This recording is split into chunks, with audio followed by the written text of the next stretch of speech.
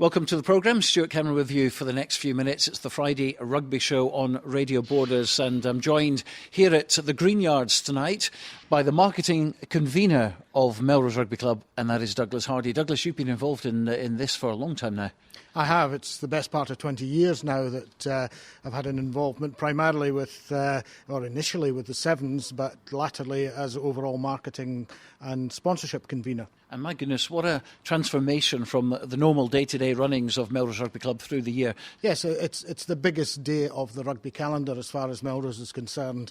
In fact, as far as I understand, it's the biggest team sporting event in the Borders and the biggest rugby event out with Murrayfield.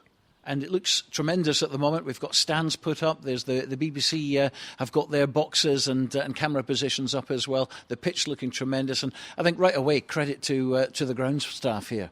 Very much so. It's the infrastructure is virtually in place now, and just a few tidying up details to be taken care of. But yes, the ground staff need to be applauded for their efforts every year. Our groundsman pulls off the oracle as far as the ground's concerned. 125th meeting, is that right? 125th playing of the event, 133rd anniversary. That's technically correct. And it's, as you say, it's one of the iconic events now in Scottish sport and indeed world rugby in terms of sevens. Yes, it is. And in the 20 years I've been involved, we've noticed a bit of a change, because having started off being a real purist rugby event, it's probably as much of a social event nowadays, with people coming from all over the place. We can see with the advent of online ticket sales, you can see where people are coming from, which is always a good pointer. And we're just delighted that tickets this year are probably about 20% up on what they were last year at this time. And that's very, very good news. Excellent.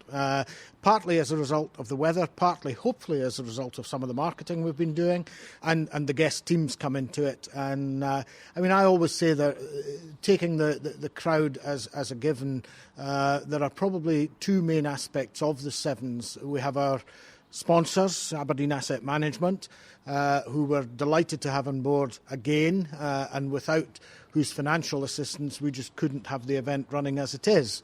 And the second is the army of volunteers that we have, and they put in a huge amount of work.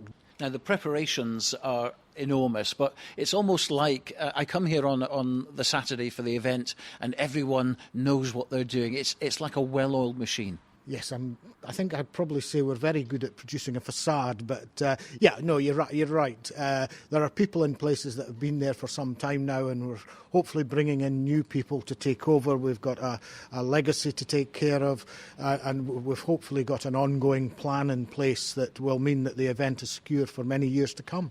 I was going to say, because year after year, the people who are involved, the volunteers, everything, there's pride on their faces.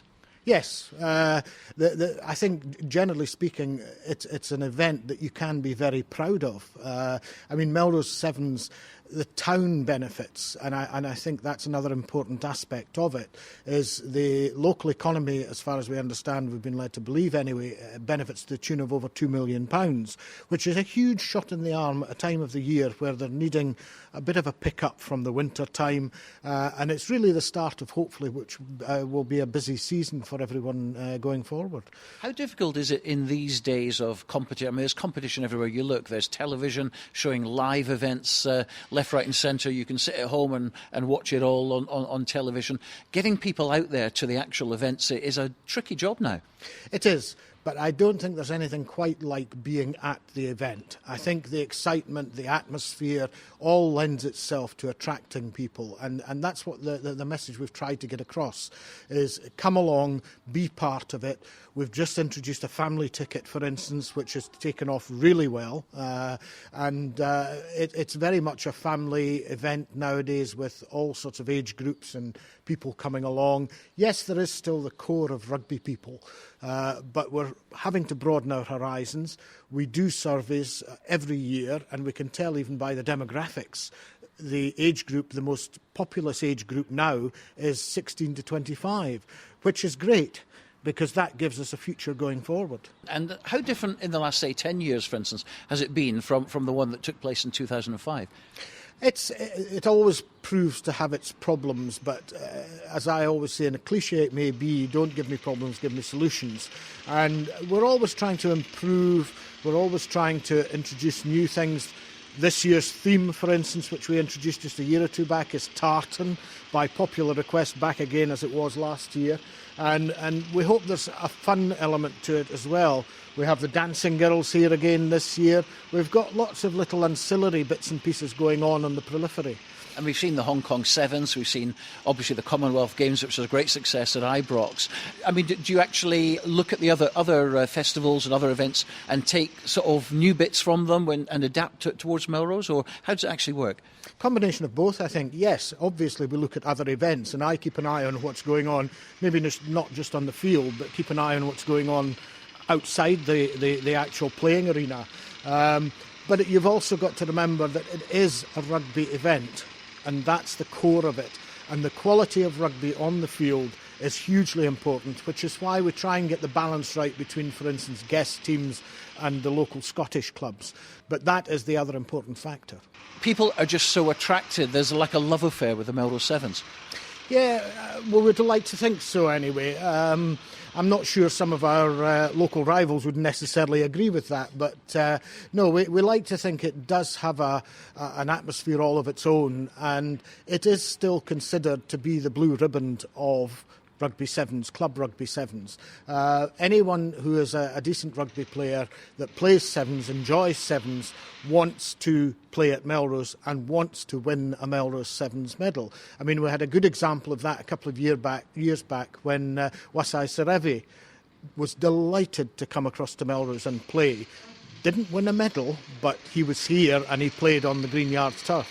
But this is interesting because I've been to the Hong Kong Sevens. I've spoken to a lot of the top Sevens players on the world circuit, and when we discuss the fact that they're coming to Scotland, yes, it's been Scotstoun, yes, it's been Murrayfield, but I think they'd love it to be at Melrose. I have had that comment many times before, and obviously there were considerations given to the Green Yards, and for one reason or another it was decided not to have the IRB series here, which we were disappointed about, but we just accepted it and got on with it.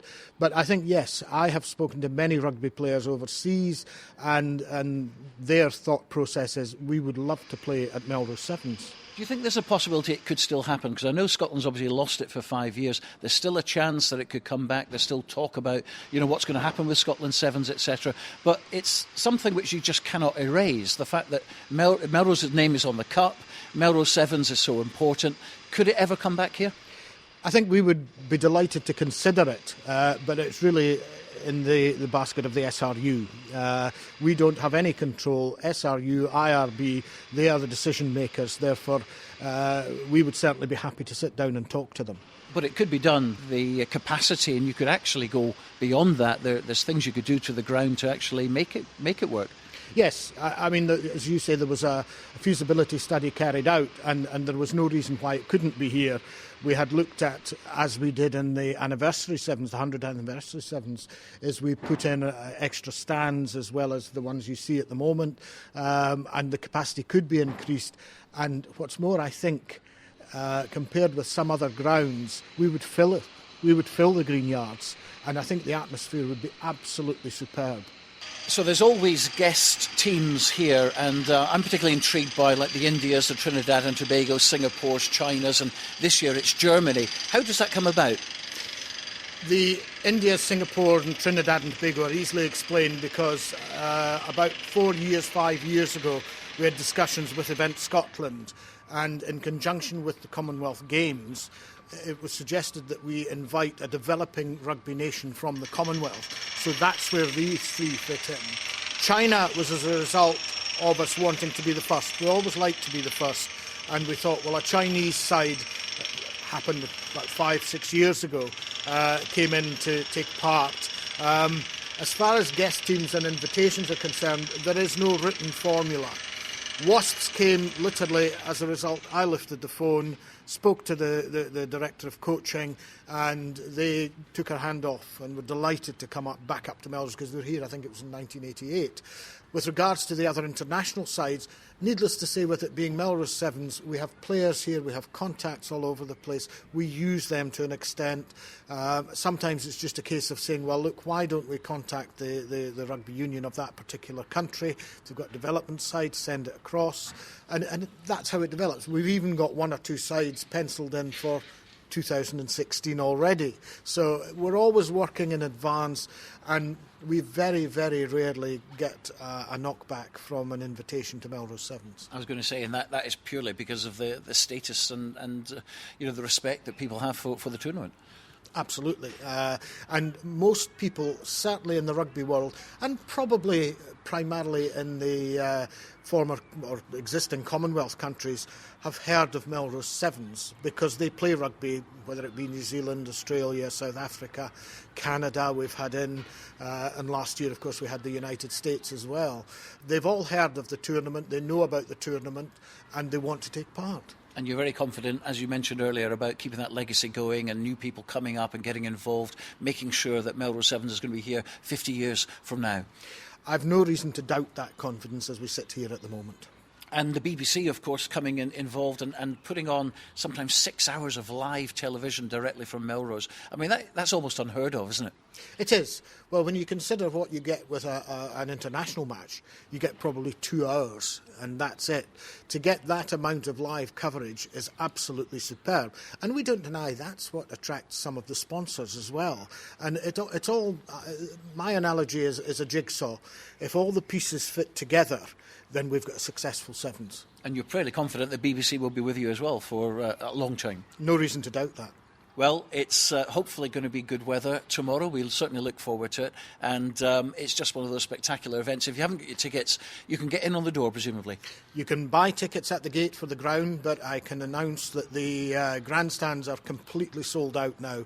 But there may be a few returns. Contact the club if you want to try and find out. Well, always a pleasure to talk to you, Douglas. Thanks very much indeed, and good luck for tomorrow. Thank you very much.